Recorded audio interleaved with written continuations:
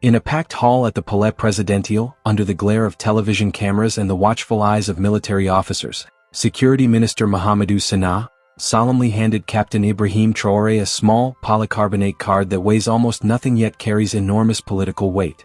It was the very first carte d'identité biométrique de l'Alliance des États du Sahel, CIBS.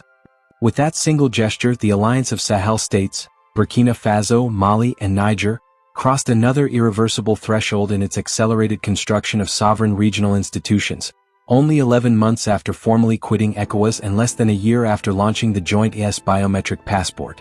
The card Traoré held up for the cameras is not merely a national ID with a new logo. It is designed from the ground up as a shared citizenship document for 75 million people across 3 countries.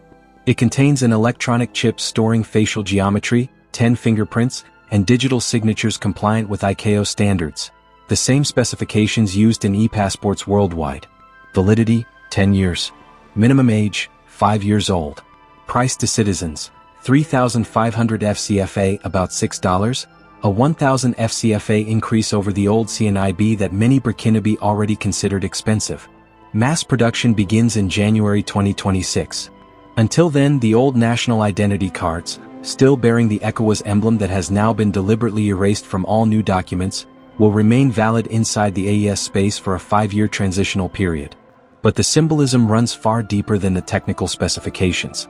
When Traoré, dressed in his trademark camouflage fatigues and red beret, declared, "This is another decisive step toward the true sovereignty and unity of our peoples," the room erupted. Outside, convoys of motorbikes and pickup trucks flying the flags of Burkina Faso, Mali, and Niger roared through the streets of Ouagadougou in celebration. For the young officers who came to power through coups between 2021 and 2023, the CIBS is tangible proof that their project is not just anti-French or anti-ECOWAS rhetoric, it is infrastructure. It follows the January 2025 launch of the AES biometric passport, Traoré again being specimen number 1, the abolition of mobile roaming charges between the 3 countries, the creation of joint military task forces, and the organization of the first AES Games. More ambitious projects are already on the drawing board: a common external tariff, an investment bank for the Confederation, stabilization fund mechanisms, and, still the most sensitive, the much-discussed single currency to replace the CFA franc. The biometric ID is the cornerstone that makes many of those projects technically feasible. Without a trusted, interoperable identity system, free movement of persons remains theoretical.